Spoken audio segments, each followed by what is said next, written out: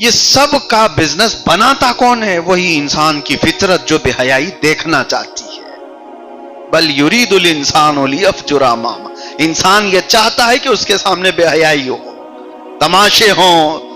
اور میرے عزیزو، یہی وہ نقطہ ہے جہاں پر میرے مصطفیٰ کریم صلی اللہ علیہ وسلم نے روک لگائی تھی۔ یہی وہ چیز ہے، اس گندگی کو جس وقت انسان اپنے اندر سے نکال پھینکے گا۔ ارے مدینے میں بات یاد آتی ہے، مولانا جلال الدین رومی لکھتے ہیں ایک بانسری بجانے والا تھا، اور اتنی سریلی بانسری بجاتا تھا کہ لوگ مدہوش ہو جاتے تھے، سنتے تھے۔ آج بھی لوگ گانے باجے کے پیچھے جو پاگل ہوتے ہیں، یا کسی کے گلے آواز کی خوبیوں کو دیکھ کر کے مدہوش ہوتے ہیں، سن کر کے مدہوش ہوتے ہیں۔ مدینے کا ایک ایسا گویا، اور عمر اس کی ہو گئی تھی 70 کے اوپر، 80 کے قریب پہنچ رہا ہے، لیکن بڑھاپے میں اب سانس لمبی نہیں ٹھہرتی تو سر بدل جاتے تھے۔ اب یہ حالات بھی تھے، لیکن اس کے ساتھ ہی مدینے کا یہ وہ دور ہے جو دور فاروقی کہلاتا تھا۔ اب کہاں سے گانے باجے وغیرہ ساری چیزیں، وہ کہیں گلی میں کھڑے ہو کر کے بجائے، کوئی سننے والا ہی نہیں، کوئی قریب آنے والا ہی نہیں، تو کمائی کہاں سے ہو؟ جب بے حیائی دیکھنے کے لیے کوئی آتا ہی نہ ہو تو اسے اپنا دھندا چھوڑنا پڑے گا۔ بے حیائی دیکھنے والا ہی نہ ہو، انٹرٹینمنٹ کا کوئی آدمی ہے ہی نہیں، تو اس کو تو اپنا دھندا بزنس بدلنا پڑ جائے۔ مثال کے طور پر ہوٹل کھول کر کے رکھا ہے آپ نے، کوئی آتا ہی نہیں کھانے کے لیے، تو کیا اس کو زبردستی چلایا جائے گا؟ نہیں۔ جب گراہک نہ ہو تو آدمی کو بدلنا پڑتا ہے۔ دنیا انٹرٹینمنٹ کے میدان میں بہت ترقی کے ساتھ آگے بڑھ رہی ہے، تو اس کا مطلب ہے کہ بے حیائی دیکھنے والوں کی تعداد بھی بڑھ رہی ہے۔ بے حیائی یہ زیادہ دیکھنا چاہتے ہیں۔ اور آپ کو پتا ہے انٹرنیٹ کی دنیا میں سب سے زیادہ پورن سائٹس کمائی کرتی ہیں، لاکھوں کروڑوں میں نہیں، وہ اربوں ڈالر میں کمائی کرتی ہیں۔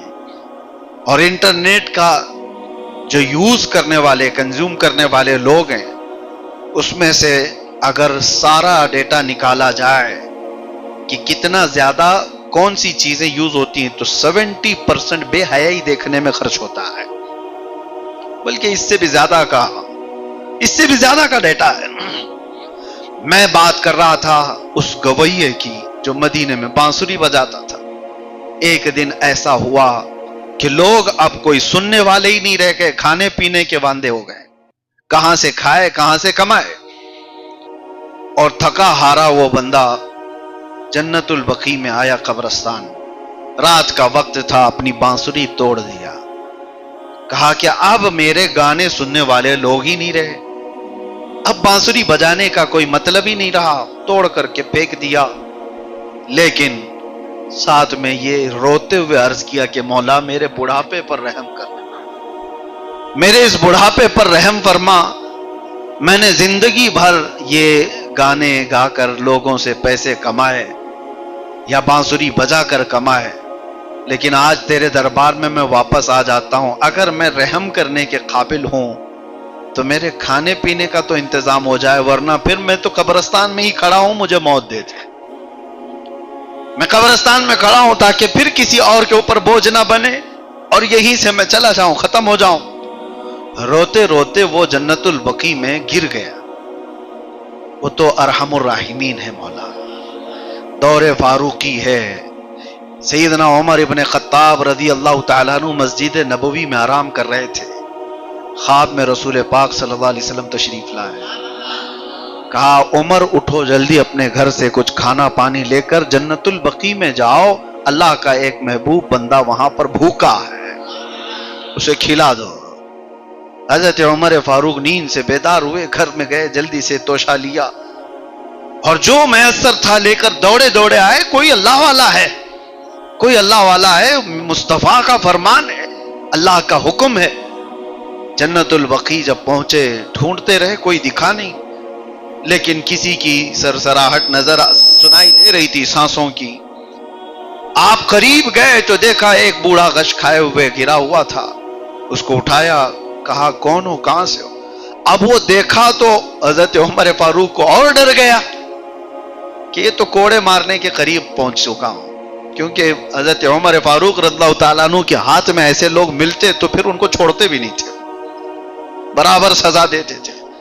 اس کو پکڑ کر کے اٹھایا اور کہا تو وہ گویا نہیں ہے، بانسری بجاتا تھا؟ کہا ہاں ہوں، میں ہی ہوں۔ پکڑا گیا آج، کہا نہیں، میں نے بانسری توڑ دیا، ختم کر دیا، لیکن آپ یہاں اس رات میں کیوں آئے؟ کہا مجھے اب یہ تو نہیں معلوم، مجھے یہ تو نہیں معلوم کہ تو نے کیا ہے، لیکن خواب میں مصطفیٰ نے حکم دیا کہ تجھے کھانا کھلایا جائے، اور اللہ نے میرے نبی کو حکم دیا ہے، لے جلدی کھانا کھا لے۔ وہ بوڑھا چیخ مار کر کے گر گیا نیچے۔ حضرت عمر فاروق رضی اللہ تعالیٰ عنہ نے اس کو اٹھایا، پوچھا کہ کیوں غش کھا گئے؟ کہا مجھے اندازہ بھی نہیں تھا، 80 سال تک میں نافرمانی کرتا رہا، ایک رات اس کو پکارا تو وہ وقت کے خلیفہ کو کھانا دے کر بھیج دیا۔ ایک بار اس کو دل سے پکارا تھا، وقت کا خلیفہ توشہ لے کر میرے پاس آیا ہے، اور وہ بھی عمر فاروق جیسا۔ عزیزان گرامی وقار، تماشے چھوڑو اور رب تبارک و تعالیٰ کے دروازے کھلتے ہوئے دیکھو، بے حیائیوں سے باز آ جاؤ، اور اس کے بعد دیکھو ارحم الراحمین کے دروازے کیوں نہیں کھلتے۔ لوگوں نے اپنے اوپر جو دروازے بند رکھے ہیں وہ تمہارے اپنے تماشے، تمہاری اپنی بے حیائیاں ہیں۔ ما اصابتکم من مصیبت، قرآن میں اللہ تعالیٰ فرماتا ہے فبما کسبت ایدیکم، جو مصیبتیں تمہارے پاس آئی ہوئی ہیں یہ تمہارے ہاتھوں کی کمائی ہے، یہ تمہارے اعمال نے خریدا ہے۔ آج میں اسی بات پر عرض کرنا چاہ رہا تھا، جس طرف سے گزرو نوجوان انہی تمام چیزوں میں مصروف نظر آ رہے ہیں۔ آپ اپنے موبائل میں ایک اس طرح کا آبزرویشن رکھو، دیکھو کہ آپ دن بھر میں کتنے گھنٹے چلاتے ہیں اور کیا دیکھتے ہیں۔ آپ کو رات کے وقت احتساب کرنا ہو سکتا ہے، آپ اندازہ کرو گے کہ میں دن بھر میں کیا کیا دیکھا، کون سی سائٹس کتنی مرتبہ چلایا اور اس پر میری نظر کتنی دیر۔ موبائل تو سب کچھ سیو کرتا ہے، سب کچھ اس کے پاس موجود ہے۔ اور آج میں ایک اور بات بتاتا ہوں، جب ہمیں اریسٹ کر کے لے کر کے گئے تھے ہمارا فون بھی لیے ہوئے تھے، فون لیپ ٹاپ جو بھی ملے تو وہ تو آروپی کے پاس جو رہتا ہے، ملزم کے پاس سب لے لیا جاتا ہے۔ لیکن ایسا ہے کہ سارے لوگ فون سے ڈرتے بھی ہیں، فون ہاتھ میں نہ جائے ورنہ بہت کچھ مل جائے گا، بہت کچھ ہوتا ہے۔ لیکن ہمارے ساتھ ایسا اتفاق تھا کہ ہمیں جب لے کر کے گئے تو فون ہمارے ساتھ ہی تھا، اور آرام سے 10-12 گھنٹے تک تو ہم لے کر بیٹھے ہوئے بھی تھے۔ ہاں، کچھ وہ محبت کرنے والے پڑوس سے ہمیں کنٹینیو فون کرتے رہتے ہیں، تو یہ لگتا تھا کہ ان کے کالز کہیں دوبارہ مصیبت نہ ڈالیں۔ بہرحال جو ڈیلیٹ کر سکتے سب کر سکتے ہیں۔ ہمارے ساتھ بھی دوسرے لوگ بھی جب اندر جانے کے بعد پتا چلا کہ وہ ڈیلیٹ کرو، یہ ڈیلیٹ کرنا چاہیے، یہ ڈیلیٹ کرنا چاہیے۔ میں نے کہا ہمارے پاس تو کوئی ایسا ڈیٹا پہلے سے تھا بھی نہیں، چند کالز تھی، ٹھیک ہے وہ بھی گئی، فوراً فون بھی گیا۔ اور اس کے بعد 2 دن کے بعد ہی انویسٹیگیشن میں جب ہمارے سامنے بیٹھے کئی آفیسرز، تو سارا ڈیلیٹڈ بھی سب کچھ وہ لسٹ میں لے کر بیٹھے ہوئے۔ یہ صرف اور صرف باتیں ہیں کہ واٹس ایپ جو ہے تھرڈ پارٹی کو کچھ نہیں دیتا، دوسری تمام چیزیں جتنا ڈیلیٹڈ ہے وہ بھی ہے، سب کچھ ہے۔ بہرحال وہ چاہے جتنے سالوں پہلا بھی لے کر آتے تو کچھ فرق نہیں پڑتا، لیکن بات میں یہ کہہ رہا ہوں کہ دنیا کا ایک ہلکا معمولی علم رکھنے والا انسان تمہارے ڈیلیٹ کی ہوئی چیزیں لا کر تمہارے سامنے رکھ دیتا ہے، زندگی بھر کے کیے ہوئے بے حیائیاں وہ رحمان کے سامنے جب پیش ہوں گی، کیا کیا چیزیں تمہارے سامنے لا کر رکھ دی جائیں گی۔ اور قرآن یہ بھی کہتا ہے جب یہ سب چیزیں لا کر انسان کے سامنے رکھی جاتی ہیں، قیامت کے دن فرشتے کچھ چیزیں اٹھا کر کے لا رہے ہوتے ہیں، انسان پوچھتا ہے کیا ہے، وہ جمع کر رہے ہیں، سب کو تو اب تک ایسا لگتا ہے نامہ اعمال کا مطلب 4 A4 سائز کے پیج دے دی جائیں گے، 10-12 پیج ہوں گے، اس میں نامہ اعمال ہوگا؟ نہیں، کتابیں ہوں گی. اور کتابیں کیسی، کہاں تک؟ فرمایا گیا جہاں تک اس کی نظر جاتی ہے وہاں تک صرف اس کی کتابیں ہوں گی، اس کے اعمال لکھے ہوئے ہوں گے، فرشتے اٹھا کر کے لا رہے ہوں گے. اور یہ حیرت میں پوچھتا ہے یہ کیا ہے، یہ سب کیا ہے؟ فرشتے کہتے ہیں رب تعالیٰ نے دنیا میں جو حکم دیا تھا سب کچھ لکھا گیا ہے، اب پڑھو. جب وہ بندہ کھولتا ہے تو کیا پکار کر کے کہتا ہے پتہ ہے؟ قرآن کی جب یہ آیت میں پڑھتا ہوں رونگٹے کانپ جاتے ہیں. انسان یہ کہتا ہے مالی ھذا الکتاب لا یغادر صغیرۃ ولا کبیرۃ الا احصاها. اے اللہ یہ کیسی کتاب میرے سامنے لا کر رکھ دیا جس میں چھوٹی چیز بھی نہیں چھوڑی گئی ہے، بڑی چیز بھی نہیں چھوڑی گئی ہے، سب کچھ آ گیا ہے. تصویر کا ایک رخ یہ ہے ایمان کا ایک حصہ جس سے تم ڈرتے رہو کہ ہر چیز لائی جائے گی، لیکن ایمان کا ایک دوسرا حصہ بھی ہے. قرآن ہی میں اللہ تعالیٰ یہ بھی فرماتا ہے یمحو اللہ ما یشاء ویثبت وعنده ام الکتاب. ساری کتابوں کی اصل اللہ کے پاس ہے، وہ جسے چاہتا ہے مٹا دیتا ہے اور جتنا چاہتا ہے رکھ دیتا ہے. یہ بھی ہے. ایک اور بات مجھے یاد آتی ہے، بغداد میں ایک خاتون تھی، اس کا کہنا ہے خاتون نے ایک مرد ایسا تھا جو بہت پیسے والا تھا. پیسے جب کسی کے پاس آئیں تو پھر اس کو کھجلی بھی زیادہ ہوتی ہے کہ خرچے کہاں ہوں گے. لوگ یہ سوچتے ہیں جب چھوٹے ہوتے ہیں کہ ہمارا تو 15-20 ہزار میں چل جاتا ہے، ان کے پاس تو 15-20 کروڑ ہے، کرتے کیا ہوں گے؟ جا کر کے دیکھو تو وہ شکایت ہی کر رہے ہوتے ہیں کہ کم ہے، ابھی چل نہیں رہا ہے سب کچھ. تمہارے 15-20 ہزار میں جو گزر بسر ہوتا ہے، یہی سوچ رہتی ہے بڑے لوگ کرتے کیا ہوں گے، کیا سونا چاندی کھاتے ہیں؟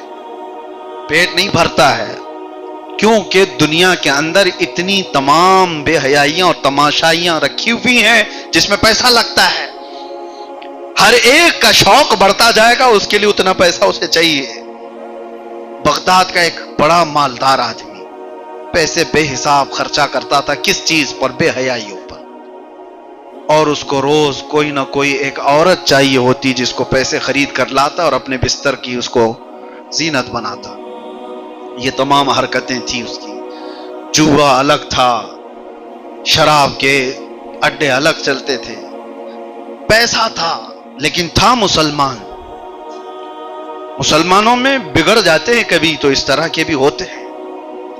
اور یہ دولت ہی ہے جو اس کو دھوکے میں رکھتی ہے، یہ دنیا ہے جو اللہ سے اسے دور کر کے رکھتی ہے. سنیے اس بات کو. ایک دن ایسا ہوا کہ بازار سے گزرتے ہوئے ایک عورت کو دیکھا اور اسے وہ پسند آ گئی. جا کر اس سے بات کرتا ہے کہ کیا تجھے اتنے پیسے دے دیتا ہوں، گھر آئے گی میرے؟ وہ خاتون تیار ہو جاتی ہے کہ ٹھیک ہے میں آ جاتی ہوں. لے کر کے اس کو آ گیا. اس کا تو روز کا پیشہ تھا، معمول تھا، عیاشی کرنا، پیسے اڑانا. جب اپنے گھر لے کر کے آیا اس عورت کو اور اس کے بعد اپنے کمرے میں بلایا اور کہا کہ تیری یہ رقم، یہ ساری چیزیں لے لے اور اس کے بعد میرے جسمانی سکون کا ذریعہ تو بن جا، جو مجھے چاہیے. تو دیکھا جیسے ہی اس عورت کی طرف تو عورت اتنا کانپ رہی ہے، ہاتھ پیر اور پورا چہرہ اس کا پیلا پڑا ہوا ہے.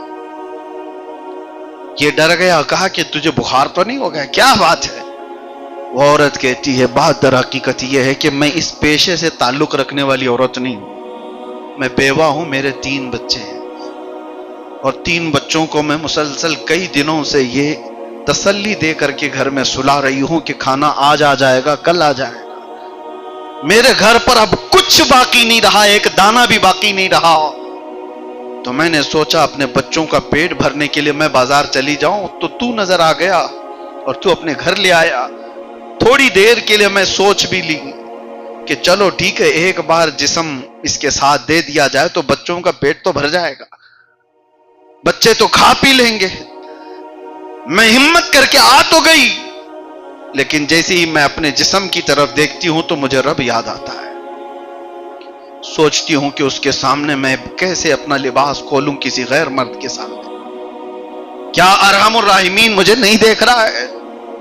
اس کے دیکھتے ہوئے اس کے سامنے میں اپنے آپ کو ننگا کیسے کروں؟ بس یہی بات ہے کہ کپ کپی آ رہی ہے، جسم پیلا پڑ گیا ہے، بس اتنی سی بات ہے۔ جس وقت وہ ارحم الراحمین تھوڑی آنکھیں بند کر لے، میں تیرے ساتھ کام کروں، کبھی یہ ممکن ہے؟